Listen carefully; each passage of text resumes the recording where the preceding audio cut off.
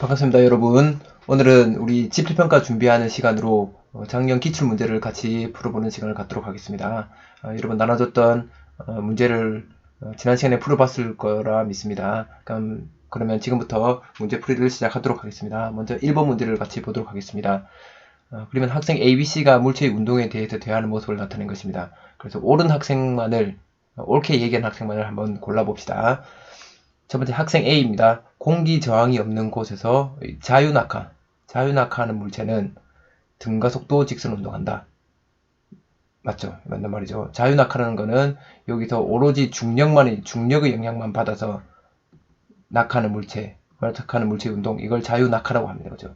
그럼 이때는 이 물체에 작용하는 힘은 mg로 항상 일정하고 이 물체의 가속도는 g로 항상 일정하죠. 그래서 등 가속도 직선 운동합니다. 그 다음에 이 학생이 맞죠. 두 번째, 지구 주위를 회전하는 인공위성의 속도는 일정해. 이 속도라는, 여기서 여러분 헷갈리면 안 되죠. 속도는 크기하고 방향을 같이 가진 값입니다. 그래서 지구 주변, 여기가 지구다. 지구 주변을 원운동하니까 이런 인공위성 같은 경우는 이렇게 돈다고 하면 여기서는 이쪽 방향으로 움직이지만 여기서는 이쪽 방향으로 움직이죠. 여기서는 이쪽 방향으로 움직입니다. 여기서는 이쪽 방향으로 움직이고, 그래서 방향이 계속 바뀌는 운동을 하고 있는 거죠. 그래서 방향이 계속 바뀌니까 속도는 일정하지가 않습니다. 그래서 학생 B가 틀렸습니다. 학생 C입니다. 포물선 운동하는 물체는 속력과 방향이 함께 변한다. 여러분 농구공이나 축구공을 이렇게 던지면 요렇게 운동을 합니다. 그죠? 그럼 이렇게 가고, 이때 한번 살펴보면 이렇게 내가 던졌을 때 요 위에서는 더 이상 위로 올라가는 속도가 없죠. 더 이상 위쪽으로 못 올라가죠. 여기서는 위로도 올라가고 앞으로도 갑니다. 그죠? 그럼 여기서는 더 이상 위로는 올라가지 않습니다. 그러니까 속력이 바뀌겠죠. 속력이 바뀝니다. 그 다음에 가는 방향도 여기서는 이쪽으로 가지만 여기서는 이리로 앞으로 갈 거고 여기서는 이쪽으로 내려올 거고, 이렇게 운동 방향도 바뀝니다. 그래서 속력과 방향이 함께 변하는 게 맞습니다. 그래서 옳은 얘기를 한 친구들은 A와 C 요 두 명이네요. 자, 이번에 2번 문제입니다. 그린 것 같이 t는 0일 때 물체 A를 높이가 h인 곳에서 가만히 놓았더니 물체가 낙하하여 2초일 때 바닥에 닿았습니다. 높이는 얼마일까요? 중력 가속도는 10m/s 제곱입니다. 그럼 이거는 자유낙하는 물체죠. 자유낙하는 등가속도 직선 운동합니다. 등가속도 직선 운동입니다. 그럼 등가속도 직선 운동할 때 공식이 세 가지가 있었죠. 나중 속도는 처음 속도 더하기 AT, 가속도 곱하기 시간. 그 다음에 총 변이, 이동 거리는 V0T 플러스 2분의 1 AT 제곱. 그 다음에 요 두 개를 연립해서 1번과 2번을 연립해서 풀면 나중 속도 제곱 빼기 처음 속도 제곱은 2AS 이렇게 됐습니다. 그렇죠. 근데 여기서는 지금 여기까지 낙하한데 걸린 시간이 델타 T가 2초라고 줬습니다. 2초. 시간을 줬습니다. 그래서 이 시간이 있는 값들, 요 식을 이용하는 거죠. 그 다음에 높이를 물어봤습니다. 요 이동 거리를 물어봤습니다. 그렇죠. 그래서 요 식을 그대로 가져오면, 특별히 자유낙하는 경우는 왜냐면 여기서 물체를 가만히 놓았더니 그러면 여기는 초기 속도가 0이었다는 뜻이죠. 그럼 자유낙하는 경우에는 요 초기 속도가 0이니까 낙하 높이 H는 S를 H로 바꿨습니다. H는 요게 이제 0이 되는 거죠. 0. 그래서 2분의 1의 중력 가속도 G, 여기는 가속도가 G니까 우리가 알고 있는 값 G니까 T의 제곱 이렇게 구하면 되죠. 그래서 2분의 1 곱하기 중력 가속도, 여기서는 10이라고 그랬습니다. 그래서 10 곱하기 시간은 2초. 그래서 2의 제곱. 됐죠? 그래서 2 이렇게 하면 20 단위 미터가 나오겠죠. 20m. 되겠습니다. 그죠? 이 단위까지 같이 계산해보면 G의 단위는 미터 퍼 세크 제곱이니까 미터 퍼 세크 제곱에 요 초의 제곱하면 세크의 제곱이죠. 그리고 단위 계산을 해보면 미터만 남습니다. 그렇죠? 그래서 미터 맞죠? 다음으로 넘어가겠습니다. 자, 3번 문제는 매우 어려워 보이지만 매우 쉬운 문제입니다. 여러분에게 이거는 등속도 운동, 요 등속도 운동에 대해서 잘 알고 있는지를 물어보는 겁니다. 가장 기본에 대해서 물어보는 거죠. 그럼 여기는 t는 0초 때 출발했습니다. 근데 이때 이미 자동차는 움직이고 있던 중이었죠. V라는 속도로 움직이고 있습니다.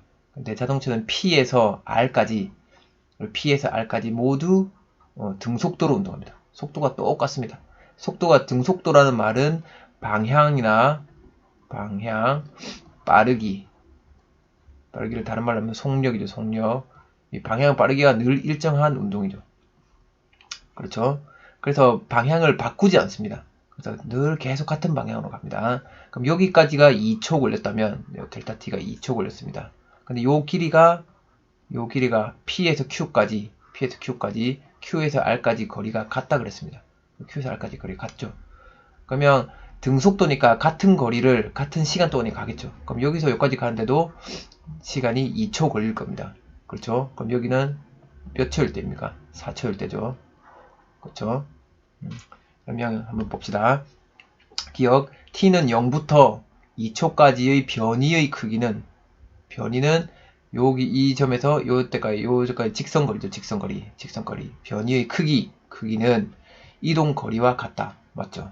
이게 등속도 운동일 때는 변이의 크기와 이동 거리가 같다 그랬습니다. 언제 변이의 크기와 이동 거리가 달라지냐? 방향을 바꿀 때. 여기 있던 애가 요렇게 와서 요렇게 딱 오면, 여기 딱 왔다. 그러면 변이는 여기부터 여기까지지만 이동 거리는 이만큼 된다 그러죠. 그래서 방향을 바꾸지 않고 계속 등속도 운동하는 경우에는 변이 크기랑 이동 거리랑 같을 수밖에 없다 그랬습니다. 두 번째, t는 4초일 때 기준선 r을 지난다. 등속도 운동하니까 그랬던 거죠. 이건 맞습니다. P에서 R까지의 평균 속도는 등속도 운동이니까 그냥 요 V죠. 평균 속도가 요 V인 거죠. 근데 이거는 Q에서의 순간속도, Q에서의 속도는 또 V죠. 이 등속도 운동하면 평균적인 속도나 순간적인 속도나 다 같은 겁니다. 그렇죠? 그래서 이 맞습니다. 그래서 이거는 기억, 니은, 디귿이 다 맞습니다. 이건 여러분들이 등속도 운동의 특징들을 잘 알고 있는지를 물어보는 문제니까 잘 한번 풀어보시고 등속도 운동의 개념을 잘 이해하는 시간 되길 바랍니다. 다음으로 넘어가겠습니다. 자, 이제는 4번 문제입니다. 그래프 문제이네요. 그래프 문제. 속도하고 속도 시간 그래프입니다. 속도 시간 그래프에서는 여러분들이 뭘 주의해서 뭐라 그랬냐면 요 기울기는 보니까 가로분의 세로 x 증가량분의 y 증가량이 기울기죠. 그리고 시간분의 속도입니다. 그래서 델타 t분의 델타 v입니다. 이거는 뭐의 정의냐면 이게 바로 가속도의 정의이죠. 그래서 기울기가 가속도가 된다는 거 이거 알아둬야 되고, 그 다음에 요 아래의 면적은, 요 그래프 아래의 면적들이 의미하는 건 뭐라 그랬습니까? 요 면적은 가로 곱하기 세로니까 이건 속도 곱하기 시간입니다. 이건 바로 이동거리죠. 이동거리.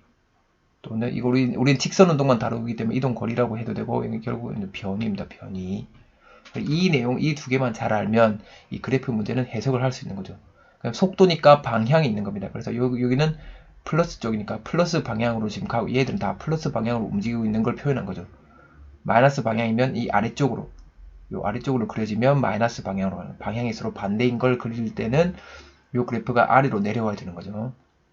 여기까지 여러분들이 이해가 된다면 이 그래프를 한번 해석을 해봅시다. 1초 때까지는 속도가 점점점 증가합니다. 근데 기울기가 일정하니까 등가속도로 증가합니다. 이때 가속도의 크기는 1분의 1이니까 가속도의 크기가 1m/s 제곱 되겠죠. 그럼 1초부터 2초까지는 속도가 일정합니다. 등속도 운동입니다. 그래서 어떻게 되는 거냐면 출발선에서 앞으로 가는데 점점 빨라지다가 그 다음부터 일정하게 이렇게 가는 거죠.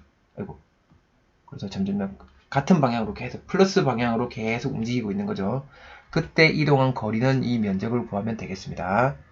그러면 이렇게 파악이 된 뒤에 여러분 기억부터 한번 같이 봅시다. 0초부터 1초까지 가속도의 크기는 1m/s 제곱이다. 우리도 다 구해놨었죠. 맞습니다. 니은 1초일 때 운동 방향이 바뀐다. 운동 방향은 이 그래프가 플러스 쪽이냐 마이너스 쪽이냐 보면 되는 거죠. 얘들은 항상 계속 플러스 쪽에 있으니까 운동 방향은 바뀌지 않습니다. 그렇죠. 계속 앞으로 가고 있는 중인 거죠. 빠르기만 변하고 있는 거. 여기는 빠르게 일정하게 가는 거고 1초 때 빠르게 일정하게 되는 거죠. 1초부터 2초까지 이동거리 1부터 2까지 파란색을 해볼게요. 1부터 2까지니까 요 사각형 넓이입니다. 이 사각형 넓이. 그렇죠. 그럼 가로가 1, 세로가 1이니까 1 곱하기 1은 1입니다. 1. 1m입니다. 아, 2m 아니네요. 1m입니다. 정답은 1번이 되겠습니다. 쉬운 문제죠? 그래프만 잘 이해하고 있다면 이거는 쉽게 풀 수 있는 문제입니다. 다음으로 넘어가도록 하겠습니다. 자, 5번 문제를 같이 봅시다. 5번 문제는 등가속도 운동하는 물체의 운동에 대해서, 물체를 대해서 분석하는 문제입니다.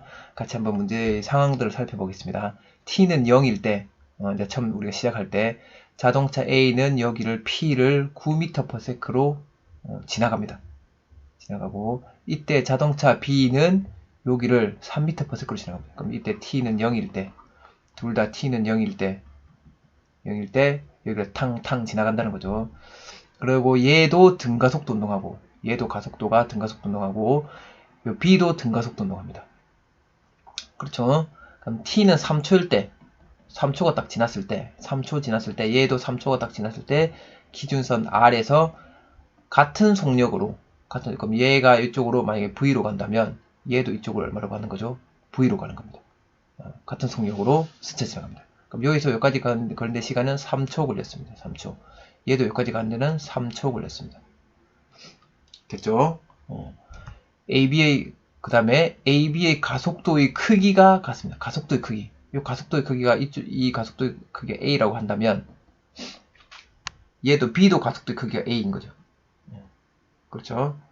그러면 이렇게 해놓고 우리가 한번 문제상을 봅시다. 얘는 9m/s인데 여기서는 V가 됐고 3m/s인데 V가 됐습니다. 얘는 속도가 점점점 빨라질 수도 있고 느려질 수도 있고 얘도 빨라질 수도 있고 느려질 수도 있습니다. 근데 여기서 같은 속력이 됐단 말은 여기 3초 동안 속력이 변하는데 변하는 양이 똑같은데 변하는 양이 똑같습니다. 이 가속도의 크기가 같다 그랬으니까 1초당 변하는 양이 똑같습니다. 근데 두 개의 속력이 같아지려면 그럼 얘는 빨랐던 애니까 점점 느려져야 되고 여기는 느렸던 애니까 점점점 빨라져서 중간에 같은 속력이 될 수밖에 없죠. 그렇죠? 그러면 얘는 지금 점점점 느려지는 겁니다. 얘는 점점점 빨라지고. 그럼 A 같은 경우, A 자동차 같은 경우 요 가속도의 크기는 우리가 어떻게 구할 수 있냐? 가속도의 정의가 걸린 시간분의 속도 변화죠. 그럼 걸린 시간이 3초. 3초 동안 속도 변화가 9에서 V만큼 변했겠죠. 이거 알겠나요? 9에서 V만큼 이 속도 변화가 일어났습니다. 3초 동안. B 같은 경우는 이 가속도의 크기가 어떻게 되냐? 가속도가 역시 3초 동안에 얘는 V 더 빨라진 거죠. 그러니까 V에서 3을 뗀 것만큼 증가한 거죠. 그렇죠? 그래서 요 두 개가 크기가 같다 그랬습니다. 따라서 요 식을 세워보면 9 빼기 V하고 3초는 시간은 똑같으니까 9 빼기 V하고 V 빼기 3하고 값이 같으면 돼요. 속도의 변화량이 같으면 됩니다.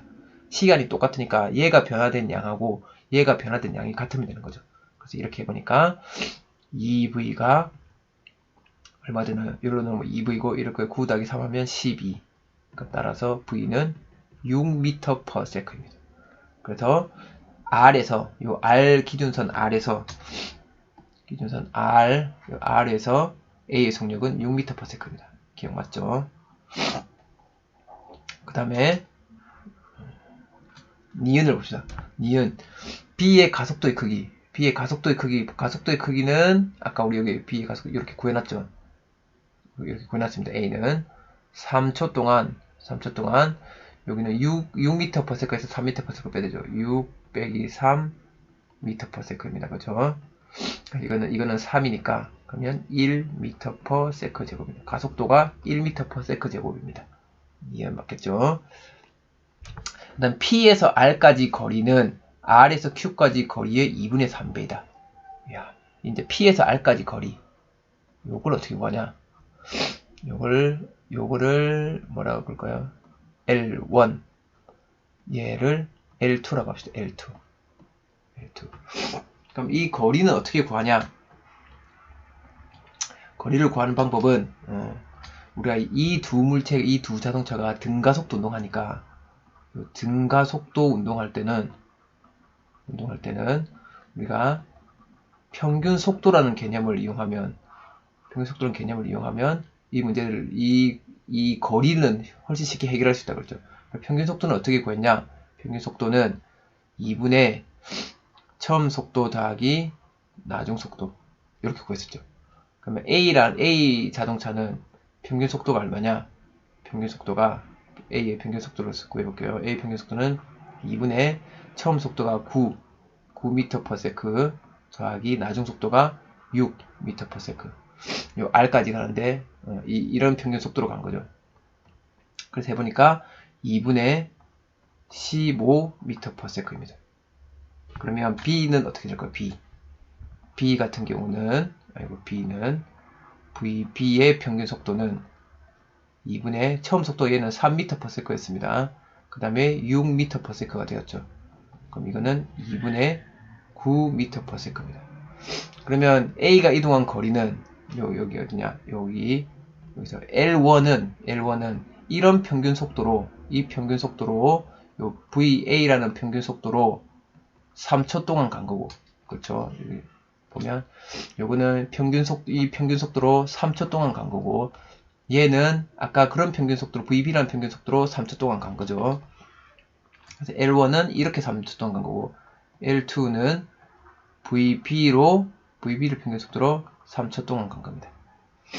그렇죠? 그래서 이걸 한번 그대로 한번 쫙 나눠보는 거죠. 나눕니다. 그러면 L2분의 L1이 얼마가 되냐? 3초는 똑같으니까 VB 평균분의 VA의 평균이죠. 그럼 VB의 평균은 2분의 9고 VA는 2분의 15니까 이걸 분수로 하면 결국은 이렇게 되면 9분의 15죠. 9분의 15.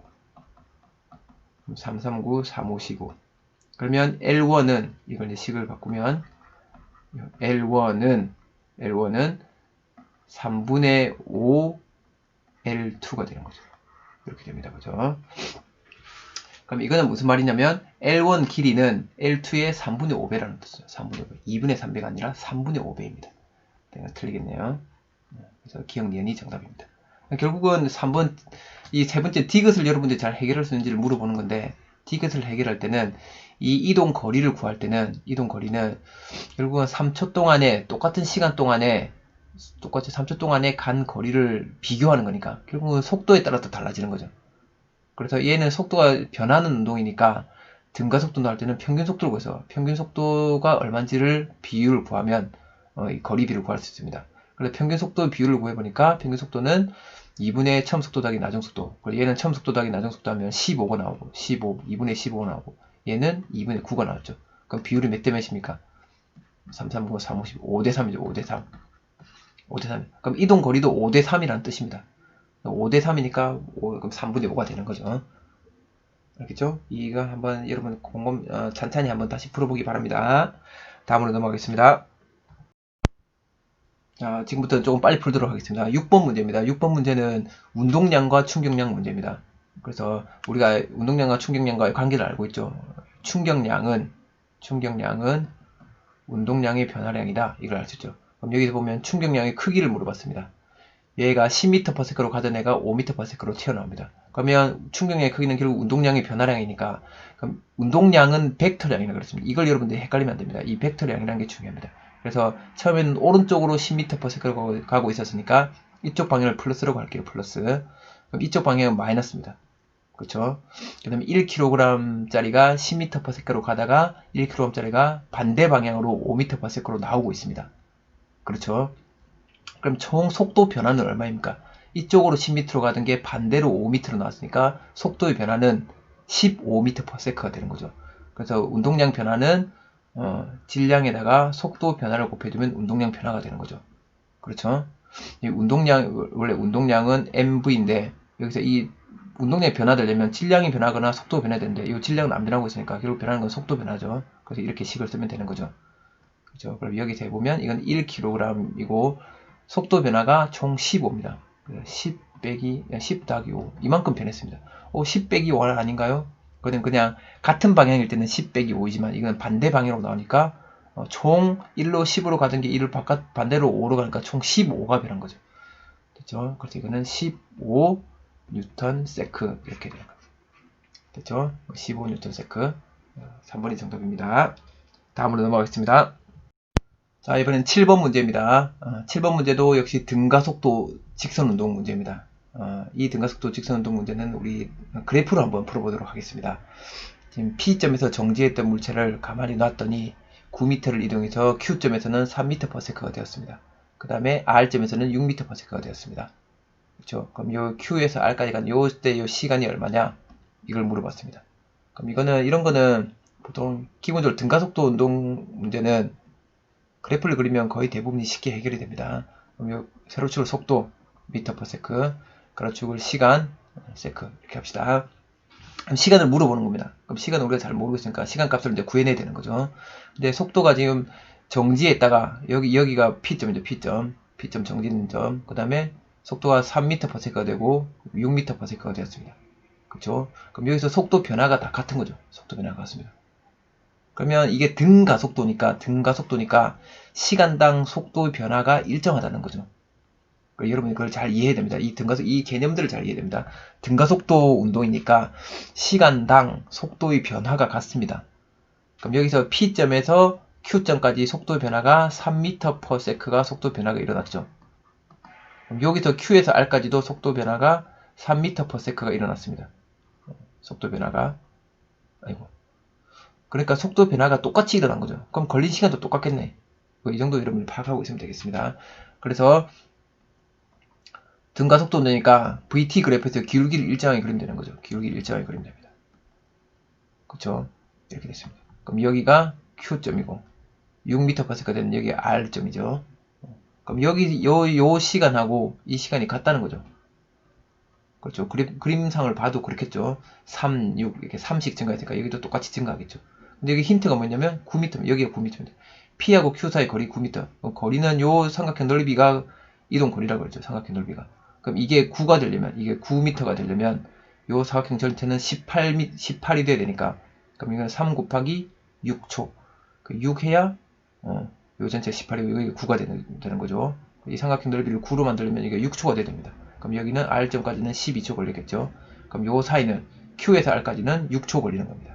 그래서 Q에서 R까지 운동하는데 걸린 시간은 6초. 쉽죠? 이렇게 해서 구하면 되겠습니다. 자, 8번 문제는 뉴턴의 운동 법칙에 대한 문제입니다. 이 질량을 모르는 질량이 m인 물체와 질량이 3kg인 물체 B가 매달리는데 어떤 운동을 하냐? 등속도 운동. 등속도 운동. 이거 잘 봐요. 등속도 운동하는 경우는 뉴턴의 운동 제1법칙에 따라서 R자 힘이 아이고 이런 거 쓰면 안 되겠네. R자 힘이 얼마였습니까? 0입니다. 이거는 어떤 물체든 작용하는 R자 힘이 0이 되면 됩니다. 그렇죠? 얘가 어느 방향으로 움직이든 여기 작용하는 R자 힘은 0입니다. 됐죠? 그럼 A 질량은 3kg보다 크다. 3kg보다 크면 이게 등속도 운동을 할까요? 아니죠. A는 얼마가 돼야 됩니까? 이게 3kg이 돼야 되는 거죠.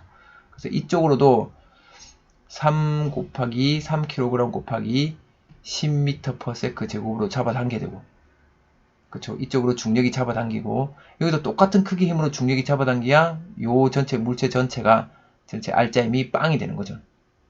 그래서 3kg입니다. 땡. B에 작용하는 R자 힘의 방향은 B도 등속도 운동하니까 그럼 여기는 R자 힘이 빵이어야 됩니다. 그래서 R자 힘의 방향은 연직이 방향이 아니라 없다. 방향이 없는 거죠. 그럼 디귿 실이 A를 당기는 힘, 이 크기는 요 A 지구가 A를 당기는 힘의 크기랑 같아야 되죠. 그래서 얘는 3kg이니까 3 곱하기 10m/s 제곱 3kg 곱하기 30N으로 중력이 작용하고 있죠. 그래서 위에 실이 위로 당기는 이 장력도 역시 30N이 되어야 되겠습니다.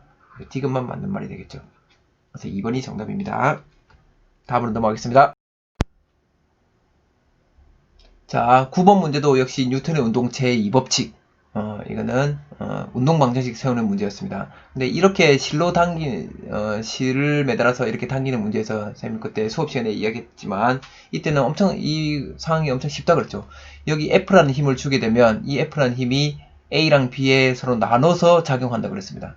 그쵸? F라는 힘이 B하고 A에 나눠서 작용하는데 그 나누는 비율이 얼마냐? 질량비로 나눠 먹는다 그랬죠. 요 힘을 질량비로. 그래서 역시 우리가 생각해보면 알 수 있듯이 무거운 일수록 더 많은 힘이 필요합니다. 가벼운 일수록 더 적은 힘이 필요합니다. 그렇죠? 왜냐면 이 둘의 가속도가 같게 만들려면. 이 A, B는 같은 물체로 실로 연결되어 있기 때문에 한 물체로 보면 된다 그랬죠. 한 물체로 보고 얘들이 같은 가속도를 갖기 위해서는 여기 작용하는 힘이랑 여기 작용하는 힘이 달라야 됩니다. 그렇죠? 힘이 질량에 따라서 달라야, 질량이 비례해서 달라져야 가속도가 같아집니다. 근데 여기 보니까 실이 B를 당기는 힘의 크기가 3분의 1F입니다. 그럼 실이 B를 당긴단 말은, 실이 B를 당기는 힘이 3분의 1F란 말은, 그럼 이거는 실이 B를 당기니까 B가 실을 당기고, 그러면 실이 또 A를 당기는 힘하고 같죠. 이 힘 역시 3분의 1F라는 겁니다. 그러니까 실에 작용하는 힘은 A를 당기는 힘이기도 하고 B를 당기는 힘이기도 하는 거죠. 그래서 역시 A가 3분의 1F만큼 힘이 작용해서 당겨지는 겁니다. 그럼 생각해보세요. 아까 F라는 힘이 질량 B로 나눠 먹는다 그랬으니까 얘가 3분의 1을 가져갔습니다. 그럼 얘가 3분의 2를 가져가는 거죠. 그러면 B에 작용하는 알자 힘이 F로 1로 잡아당기고 있는데 반대로 3분의 1로 잡아당기고 있으니까 얘에 작용하는 알자 힘은 F 빼기 3분의 1F 하면 3분의 2F입니다. 그렇죠. 그럼 힘이 1대2로 지금 나눠 먹는다는 거죠. 힘을. 그럼 여기 질량 B가 1대2가 되면 되겠네요. 여기 질량 M이면 여기는 2M입니다. 됐죠? A에 작용하는 알자임의 크기는 3분의 1F이다. 맞죠? 니은 B의 가속도의 크기는 3M분의 F다. B의 가속도의 크기는 A의 가속도의 크기랑 같죠? 그렇죠? 그럼 A의 가속도의 크기를 구해도 되고, 아니면 B의 알자임을 가지고 가속도의 크기를 구해야 되고, 그럼 우리는 B의 가속도의 크기를 물어봤으니까 B의 알자임을 구해봅시다. F는 MA에서 그렇죠? 그럼 B에 작용하는 알자임은 3분의 2F입니다. 3분의 2F. 두고 B의 질량은 2M입니다. 2M. 그럼 B의 가속도를 모르는 거죠. 이걸 구하는 거죠. 이걸. 그래서 이거 해보면 2띵 나누면 A는 3M분의 F 이렇게 나옵니다. 그렇죠? 3M분의 F 맞습니다. 이거는 A의 가속도랑 똑같죠. 그럼 A 가속도도 구해보면 A가 3분의 1F라는 힘으로 질량 M이라는 물체를 가속도 A로 움직여야 되니까 A는 또 3M분의 F. 이거는 A라는 물체, 라지 A 물체의 가속도입니다. 같습니다. B의 질량은 2M이다. 맞죠? 기억님 디귿이 다 맞네요. 다음으로 넘어가겠습니다. 자, 10번 문제를 같이 보도록 하겠습니다. 10번 문제는 세 물체가 줄에 매달려 있습니다. 와, 되게 어려워 보입니다. 하지만 이 문제도 여러분들에게 기본 개념을 잘 이해하고 있는지, 물리적인 직관력이 있는지 물어보는 문제입니다. 여기 보니까 ABC가 실 PQ로 연결되어서 등가속 운동합니다. 등가속 운동하겠죠. 마찰이었고, 그렇겠죠. 자, A의 가속도의 크기는 3분의 1G입니다. 이걸 가지고 여러분들 찾아내야 되는 거죠. AB의 질량은 각각 2M하고 M입니다. 2M하고 M입니다. 그럼 이걸 갖고 C의 질량도 구해내야 되고 여러 가지 것들을 문제를 풀어야 됩니다. 그럼 이 문제는 세 물체가 매달려 있으면 이런 경우는 이 세 물체를 한 물체로 생각하면 된다 그랬습니다. 그렇죠? 이 세 물체를 하나로 딱 생각해 보세요. 하나로 생각해 봅시다. 2M 더하기 M 더하기 우리가 모르는 M이 있습니다. C의 질량을 큰 M이라고 합시다. 모릅니다. 그럼 이 물체를 한쪽으로 당깁니다.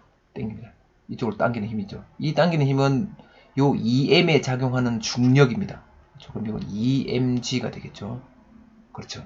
2mg입니다. 이쪽으로 2mg로 잡아당기는데 가속도가 얼마라고? 가속도는 3분의 1g라고 합니다. 됐죠? 그러면 요 전체 질량이 몇 m이 될까요? 직관 이 빠른 사람만 바로 알겠죠. 이게 6m이 된다는 거 알겠나요? 한번 해봅시다. F는 MA니까 요 2mg라는 힘을 줬더니 요 전체 질량을 M 전체라고 해보겠죠. M 전체 요 전체 질량을 가속도 3분의 1g로 움직이게 만드는 거죠. 그러면 GG를 약분시켜보면 M 전체는 3을 곱하면 6m이 됩니다. 6m. 그렇죠? 그러니까 2m짜리를 g로 가속하는 힘이니까 이 힘이 3분의 1g의 가속도밖에 못 내니까 전체 질량이 요거의 3배가 되는 거죠. 여기 6m이 되는 거죠. 이런 거 여러분 한번 생각해보세요. 꼭 음미해 보시기 바랍니다. 여하튼 우리가 식으로 풀면 전체 질량이 6m이 돼야 되는 걸 알 수 있습니다. 그럼 이게 2m이고 m이면 3m이니까 요 C가 3m이 되면 되는 거죠. 됐죠? 그 다음에 요때 이 작용하는 힘이 이제 여기 다 나눠 먹어야 되는데 그렇죠? 아까 얘기했지만 아까 앞문제에서 했죠. 나눠 먹을 때는 질량 비로 나눠 먹는다 그랬습니다. 그래서 요 힘이 2대 1대 3으로 각각 힘을 나눠 먹는 거죠. 그러면 A에 작용하는 힘은 A에 작용하는 알짜 힘의 크기는 B에 작용하는 알짜 힘의 크기의 2배 맞겠죠? 2대 1이니까 맞습니다. 그 다음 니은 C의 질량은 3m입니다. 맞습니다. 그럼 디귿을 봅시다. 디귿. 이것도 막 어려운 문제 같지만 여러분들이 힘의 관계만 잘 알고 있으면 쉽게 풀 수 있는 문제입니다. P가 A를 당기는 힘의 크기, P가 A를 이렇게 당깁니다. 요 힘의 크기하고 요 힘의 크기랑 Q가 C를 당기는 힘의 크기, 요 힘의 크기 이게 누가 더 크냐? 한번 생각해보죠. P가 A를 당기는 힘의 크기는 다른 말로 하면 요 P는 이 줄이니까 P가 B를 당기는 힘의 크기랑 같습니다. 이 실의 장력은 다 어느 점이나 같다 그랬으니까 그럼 얘가 이렇게 당기는 힘의 크기는 P가 B를 당기는 힘입니다. 그럼 P가 B를 당기는 힘을 보니까 P는 B를 당겼지만 B 뒤에 있는 C까지 같이 당기고 있는 거죠. 그럼 총 몇 M을 당기는 겁니까? 같은 가속도로 가속도 A란 3분의 1G로 3분의 1G로 움직이게 하기 위해서 여기 작용하는 요 힘은 P가 당기는 힘은 4M을 움직이게 됩니다. 4M을. 그렇죠? F 요 P가 당기는 힘은 4M짜리를 3분의 1G로 움직이는 힘인 거죠. 근데 Q가 C를 당기는 힘은 요 Q가 C를 당기는 힘은 3M만 움직이면 됩니다. Q는 4M이니까 3M을 3분의 1G로 움직이게 하면 되는 거죠. 그러니까 당연히 이게 더 큰 거죠. 그렇죠? 그래서 P가 A를 당기는 힘의 크기가 Q가 C를 당기는 힘의 크기보다 큽니다. 그래서 디귿이 틀렸겠죠. 정답은 기억 니은. 이건 디귿을 좀 해결하기 좀 어렵겠죠. 여러분 잘 한번 다시 생각해보고 풀어보기 바랍니다. 다음으로 넘어가겠습니다. 자, 11번 문제는 작용, 반작용 법칙하고 힘의 평형에 대해서 물어보는 문제입니다. 천장에 실에 물체가 A가 매달려 있습니다. 여기는 작용 힘들을 나타내었습니다. A에 작용하는 중력, 질량을 M이라고 하면 A에 작용하는 중력 mg입니다. 그럼 이거는 실이 A에 작용하는 중력, 실이 A를 당기는 힘, 실이 A를 당깁니다. 얼마 힘으로 당기나요? mg로 당기겠죠. 그럼 이 두 힘은 다 A에 작용하는 힘입니다. 이 두 힘의 크기는 같고 방향은 반대입니다. 이 둘은 무슨 관계인가요? 이 둘은 힘의 평형 관계, 힘의 평형 관계입니다. 힘의 평형을 이루어야 물체가 정지 또는 등속도 운동하죠. 뉴턴의 운동체의 1법칙에 따라서. 그래서 이 두 힘의 크기가 같은 이유는 왜냐면 정지했기 때문이죠. 정지했기 때문에 이 두 힘의 크기가 같습니다. 세 번째는 A가 C를 당기는 힘이 있습니다. A가 C를 이쪽으로 당깁니다. 그럼 이것도 역시 힘의 크기가 mg가 되겠죠. 이건 왜 당기는 겁니까? 지구가 A를 당기니까 A도 C를 당기는 거죠. 똑같은 힘으로. 네, 그렇게 당기는 겁니다. 그러면 여기서 보면 F2하고 F3은 C이 A를 당기는 힘, A가 C를 당기는 힘. 요 두 개가 바로 뭐가 되겠습니까? 작용, 반작용 힘이 되는 거죠. 그렇죠? 그럼 기억 봅시다. A에 작용하는 알짜힘의 크기는 0이다. A에 작용하는 요 두 힘을 합치면 알짜힘의 크기는 0이 되죠. 힘의 평형 상태니까. 정지에 있으니까. 알짜힘은 0입니다. 작용과 반작용 관계에 있는 두 힘은 F1과 F2. F1과 F2는 작용 반작용 힘이 아니고 F2와 F3가 작용 반작용 힘이죠. 틀렸습니다. 요 F1, F2는 힘의 평형 관계에 있는 두 힘입니다. 나에 있는 힘의 크기는 모두 같다. 맞습니다. mg로 다 같았죠. 그래서 정답은 기억 디귿이 되겠네요. 다음으로 넘어가겠습니다. 자, 12번 문제는 운동량 보존에 관한 문제입니다. 같이 한번 풀어보도록 하겠습니다. A, B가 각각 2V0, V0로 가고 있는데 얘들이 운동량이 보면 A의 운동량과 B의 운동량의 크기가 각각 P로 같다고 했습니다. 얘도 운동량이 P고 얘도 운동량이 P입니다. 속력이 다른데 속도가 다른데 운동량이 같다는 말은 뭐가 다르다는 건가요? 운동량은 질량 곱하기 속도니까 속도가 지금 2배 차이 나는데 운동량이 같으려면 질량이 2배 차이 나면 되는 거죠. 얘가 질량이 m이라면 얘는 2m이 되면 되는 겁니다. 그럼 질량 B를 알았습니다. 그 다음에 요 두 개가 충돌한 뒤에 게 빠르니까 앞에 가서 충돌하겠죠. 충돌하는데 같이 그러면 3m이 같이 V로 되는 거죠. 그럼 운동량 보존 법칙을 쓰면 요때의 운동량이랑 여기 운동량이랑 가의 운동량이랑 나의 운동량이 같으면 되는 거죠. 그래서 가의 운동량은 요걸 질량을 m을 넣고 해보면 요거는 m 곱하기 2v0 더하기 2m 곱하기 v0 이 값하고 여기는 3m 곱하기 v라는 이 값이 같으면 되는 거죠. 그럼 이걸 합쳐보니까 얼마인가요? 2m, 2m이니까 4mv0는 3mv입니다. 그럼 m 약분을 시키면 요 v는 얼마가 되나요? 3분의 4v0가 되겠습니다. 간단하죠? 3분의 4v0, 5번이 정답입니다. 다음으로 넘어가겠습니다. 13번 문제는 충돌 시간에 따른 운동량 변화량에 대한 설명에 대한 겁니다. 이거 운동량과 충격량 관계도 F 델타 T가 M 델타 V랑 같다는 거. 그래서 이 충돌 시간하고 운동량 변화량 이거 관계를 물어보는 겁니다. 그럼 충격력이 일정할 때, 이 충격력이 일정할 때 충돌 시간이 길면 이 값이 길어지면 물체의 운동량 변화량이 길어지는 건 속도 변화가 더 커지는 거죠. 충격력이 일정할 때. 그럼 충격력이 일정할 때 이게 길어져서 이게 운동이 변화가 더 심한 걸 찾으면 되는 거죠. 에어백이 자동차 사고의 피해를 줄여준다. 요거는 어떤 경우냐면 운동량 변화량이 일정할 때 시간이 길어져서 이 충격력을 약화시키는 경우죠. 이거는 이거하고 관계없는 상황입니다. 장거리 사격하는 대포는 포신을 길게 만든다. 이게 이 경우죠. 장거리 사격하는 대포에서 화약이 터졌을 때 나오는 그 충격력은 일정합니다. 거의. 근데 포신을 길게 만드니까 충돌 시간을 길게 합니다. 그래서 이 포탄의 속력을 변화를 크게 만드는 거죠. 이게 맞습니다. 축구 경기에서 골키퍼가 공을 멀리 차기 위해서 공을 끝까지 밀어서 찬다. 발로 공을 차는 이 충격력이 일정할 때 충돌 시간을 길게 해서 공의 속도 변화를 크게 만드는 거죠. 니은 디귿이 맞습니다. 그래서 니은 디귿이 정답이 되겠네요. 역시 운동량과 충격량 문제입니다. 이 문제를 같이 한번 보니까 질량이 A가 B의 2배라고 했습니다. 이건 질량이 여기는 2m짜리고 이건 m짜리입니다. 그렇죠? 얘들이 공이 날아오는데 발로 받아서 정지했습니다. 그럼 운동량 변화량이 있겠죠. 그럼 여기는 VA라고 하고 여기는 VB라고 합시다. VA, VB로 왔는데 그럼 정지했으니까 운동량 변화량이 총 얼마입니까? 운동량 변화량이 2mVA가 되고 여기는 운동량 변화량이 2m이 아니지. mVB만큼 운동량 변화량이 일어났습니다. 그렇죠? 이 운동량 변화량이 바로 뭐냐면 A가 받은 충격량과 같고 얘는 B가 받은 충격량과 같습니다. 그럼 이 충격량의 크기는 우리가 어떻게 알 수 있냐? 충격량의 크기는 요 옆에 있는 그래프로 해서 알 수 있는 거죠. 그래프 아래 요 면적, 힘 시간 그래프에서 요 면적이 충격량이라고 그랬습니다. 근데 보니까 시간축과 각 곡선이 만드는 면적은 A가 B의 2배라고 그랬습니다. 그럼 A가 이걸 2S라고 하면 B는 S입니다.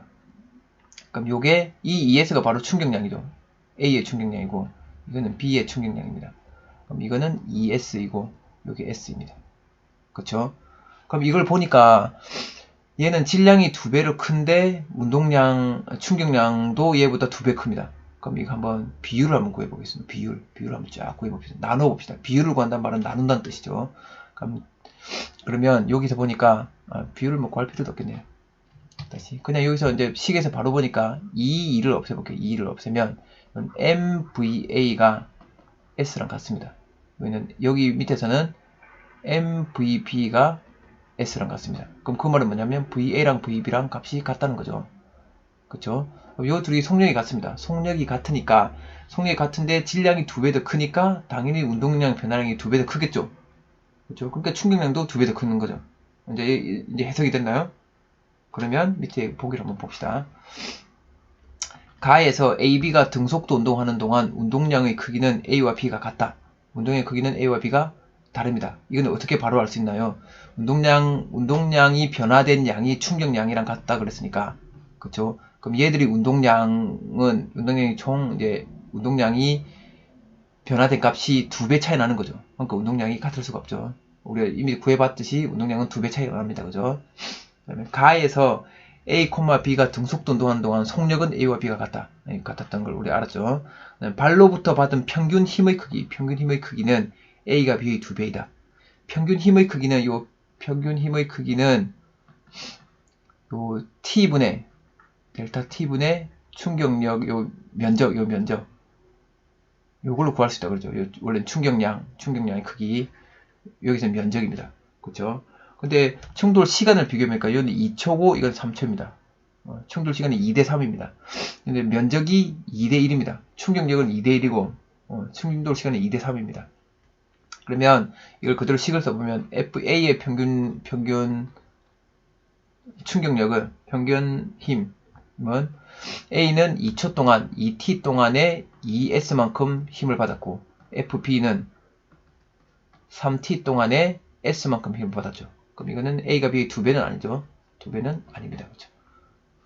그럼 A가 B의 몇 배가 되겠습니까? 이거 뭐 분수니까 계산해보면 되겠죠? 계산 귀찮으니까 하지 말고 여기 그렇게 되니까 3배 되네. 3배 팅팅 없애면 t분의 s고 이거는 3분의 1 t분의 s니까 그럼 이거 3배가 되는 거죠. 3배. 그래서 정답은 니은밖에 없습니다. 다음으로 넘어가겠습니다. 자, 15번 문제는 여러분들이 포텐셜 에너지랑 운동 에너지를 구할 수 있는지 그 공식을 알고 있는지 한번 물어보는 문제입니다. 지금 5m 높이에서 2kg의 물체가 10m/s로 낙하하고 있습니다. 이때 여기서의 포텐셜 에너지랑 운동 에너지 비율을 구하는 문제죠. 그냥 이건 계산할 줄 아는지 물어보는 겁니다. 그래서 포텐셜 에너지는 mgh 대 2분의 1 mv 제곱을 물어보는 겁니다. 그럼 m을 약분시킬 수 있죠. 그러면 결국은 GH니까 10 곱하기 H가 5m 요거 대 2분의 1 곱하기 V제곱 10의 제곱 그렇죠? 그럼 1원이 2, 50 그러면 10 곱하기 5 대 5 곱하기 10이죠. 그럼 1대1이네요. 1대1 넘어가겠습니다. 자, 16번 문제는 일 운동 에너지 정리에 대한 문제입니다. 일의 정의랑 일 운동 에너지 정리를 알고 있는지 물어보는 문제죠. 이 일의 정의는 물리학에서 일의 정의는 힘 곱하기 힘의 방향으로 이동한 거리 이렇게 해서 일을 구했다고 그랬습니다. 그래서 요 일 해준 만큼 물체의 운동 에너지가 바뀐다 그랬습니다.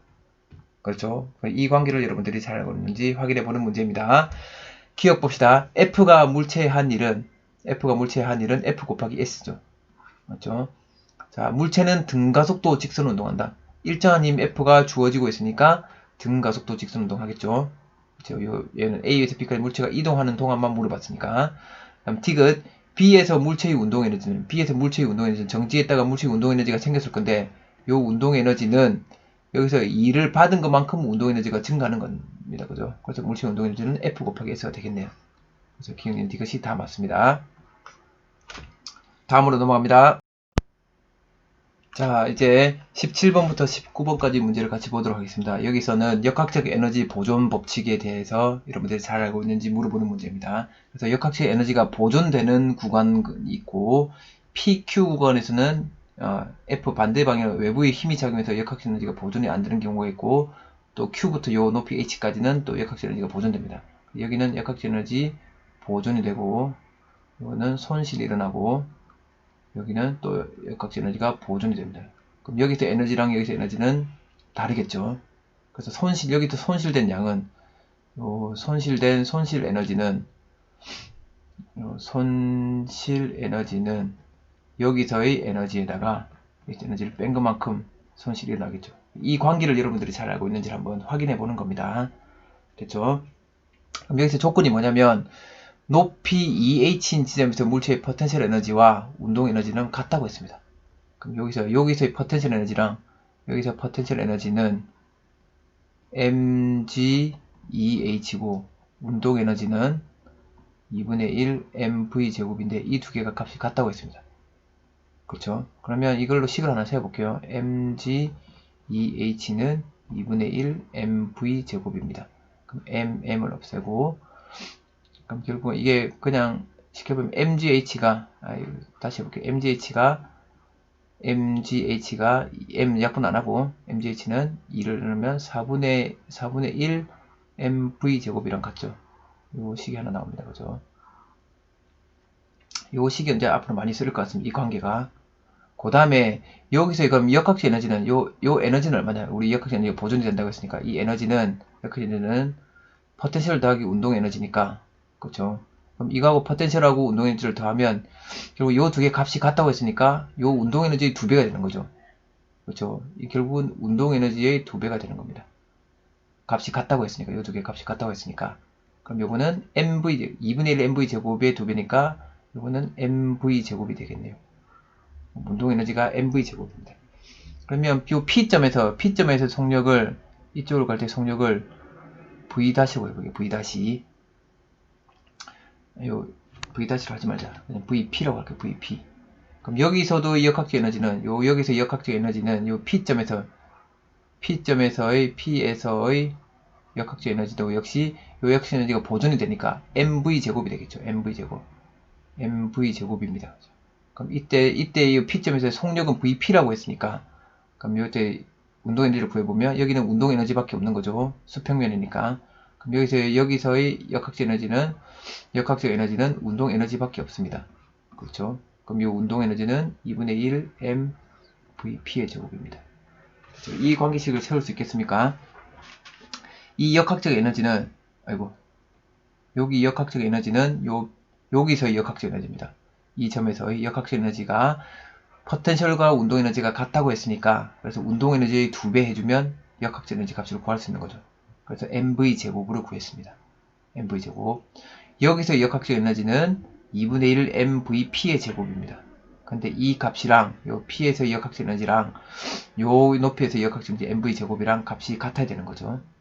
그래서 이 문제를 이렇게 해서 vp를 구해보면 m 약분을 시키고 2를 이렇게 넘기면 vp는 루트 2v가 됩니다.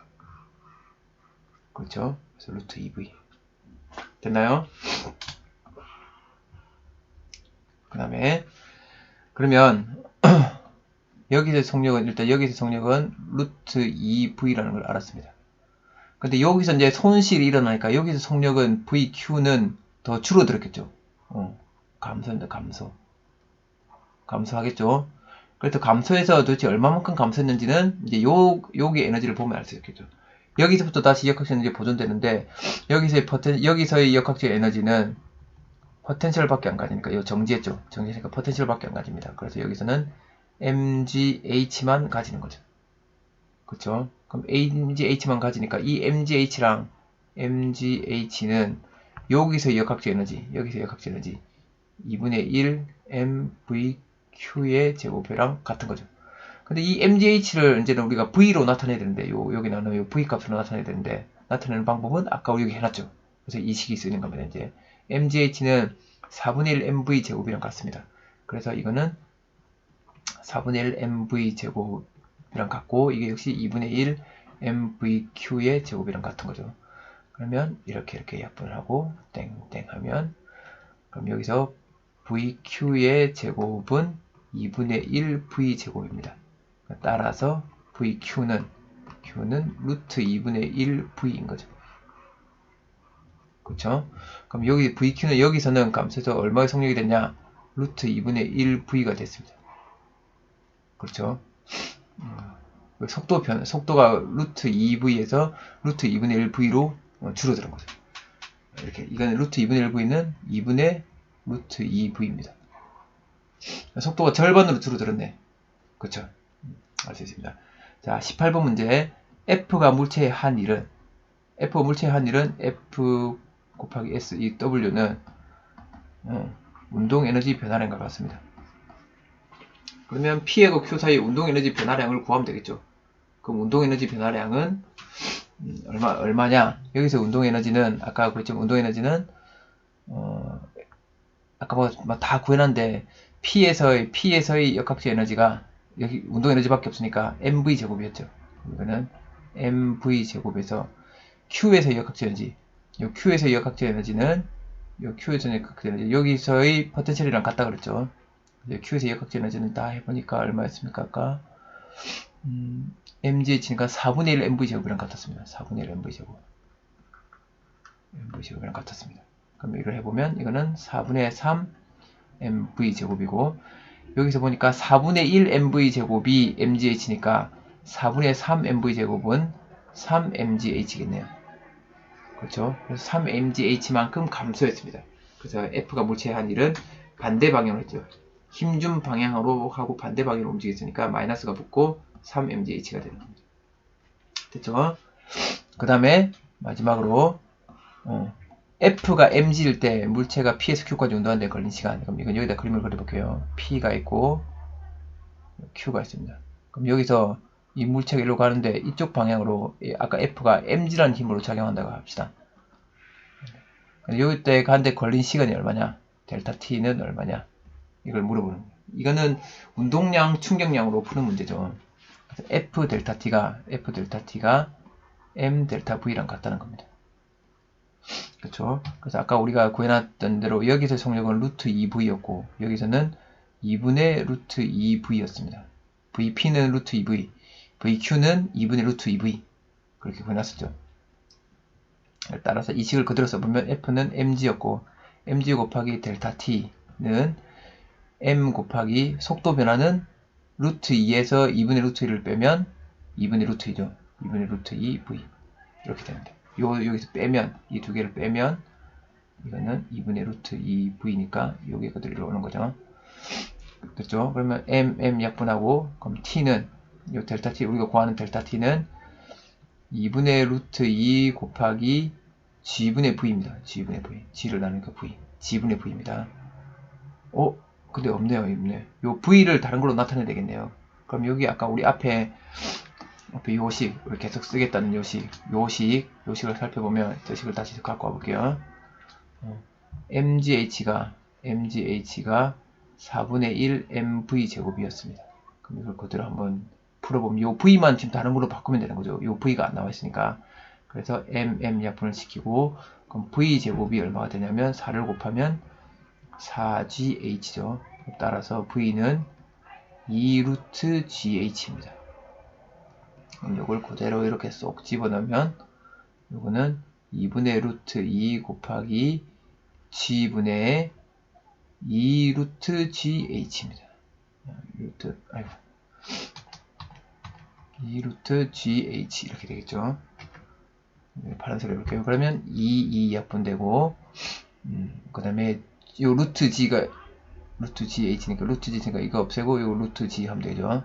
그래서 이거는 전체를 루트 시면 루트의 g분의 2하고 h 있습니다. 2h 요렇게 되는 그 루트 g분의 2h 요게 답이 되겠네요. 이건 좀 어려웠다 그죠? 이 과정들을 한번 풀어보는 시간을 갖기를 바랍니다. 다음으로 넘어가겠습니다. 자, 마지막 20번 문제입니다. 이거는 역학적 에너지 보존 법칙을 잘 활용할 수 있는지 물어보는 문제입니다. 5m짜리, 3m짜리가 이렇게 놓여있는데 3m짜리를 가만히 잡고 있다가 가만히 놨습니다. 그럼 5m짜리 내려오겠죠. 얘가 이렇게 내려옵니다. 내려와서 여기 딱 떨어질 때 요 A가 이쪽으로 V라는 속도로 떨어질 겁니다. 그럼 3m은 얼마만큼 올라가 있겠습니까? H만큼 내려왔으니까 이건 H만큼 올라가 있겠죠. 그럼 3m은 여기 와서 이쪽으로 얘도 V만큼 됐으니까 얘도 V만큼으로 올라갈 겁니다. 그렇죠? 이 둘은 같은 물체라고 생각하면 돼요. 줄에 연결됐으면 같은 물체라고 생각하면 된다 그랬죠. 얘가 V로 내려면 얘가 여기서 V로 올라갈 겁니다. 그러면 H입니다. 높이가 H. 그죠? 그러면 처음 상태에서 여기 처음 역학적 에너지랑 나중 역학적 에너지랑 같은 거죠. 그럼 이 식만 세우면 됩니다. 그럼 처음 역학적 에너지는 A의 포텐셜 밖에 없습니다. 움직이지 않고 정지했고 A의 포텐셜 밖에 없는 거죠. A 포텐셜이니까 OMGH 요건데 이 에너지가 나중에 다 뭘로 바뀌었냐? 나중에 보니까 일단은 3m짜리를 위로 들어 올려줬죠. 3m짜리를 H만큼 들어 올렸습니다. 그래서 3m짜리를 높이 H만큼 들어 올렸습니다. 이렇게 해줬고 이제 2mgh가 남았죠. 그 2mgh로 뭐 했냐면 얘의 운동에너지랑 얘의 운동에너지로 만들어줬죠. 그렇죠? 그럼 총 2분의 1 곱하기 5m짜리를 V제곱으로 만들어줬고 또 여기도 3m도 가서 V도 됐으니까 2분의 1 곱하기 3m짜리를 V제곱으로 만들어줬습니다. 그렇죠? 그래서 결국 우리가 이때 물어본 거는 뭐냐면 얘가 얼마인지 물어봅니다. 얘가 얼마인지 여기서 물어본 게 A의 운동에너지가 얼마냐 A 5m짜리 운동에너지가 얼마냐 이걸 물어봤습니다. 됐죠? 그럼 이거는 푸는 방법은 뭐 여러 가지인데 선생님이 그냥 이 방법을 한번 셈 푸는 방법을 한번 풀어볼게요. 그럼 이게 우리가 구하는 거니까 그럼 얘 같은 경우는 얘를 2K로 나타낸다면 얼마가 됐습니까? 얘가 2분의 5 MV제곱이 2K면 2분의 3 MV제곱이니까 이게 5대 3이죠. 그럼 여기다가 5분의 3만 딱 곱하면 얘가 되는 거죠. 땡땡 하면 그렇죠? 그럼 이거는 5분의 3 2K입니다. 그렇죠? 우리가 구하는 게 2K니까 그럼 얘를 똑같이 2K로 한번 나타내보면 이건 5분의 3 2K입니다. 얘의 5분의 3배밖에 안 됩니다. 그렇죠? 그래서 이제 이걸 갖고 계산을 해보면 이걸 이렇게 넘겨서 빼면 2mgh만큼으로 이 mg만큼 요 포텐셜 차이만큼이 운동 에너지가 되는 거니까 그럼 2k하고 5분의 3 2k를 더하면 5분의 8 2k입니다. 그쵸? 그럼 2, 4 이렇게 나누면 따라서 요 2k는 우리가 구하고자 하는 요 2k 값은 얼마냐? 해보면 4분의 5 mgh가 되는 거죠. 그래서 4번이 정답이 되겠습니다. 역학적 에너지 보존 법칙에 관한 식만 잘 세우면 누구나 다 풀 수 있는 문제입니다. 밑에는 이제 주관식 문제인데 우리는 이번에 주관식이 없으니까 이 객관식 문제까지 푸는 걸로 해보도록 하겠습니다. 고생 많았습니다.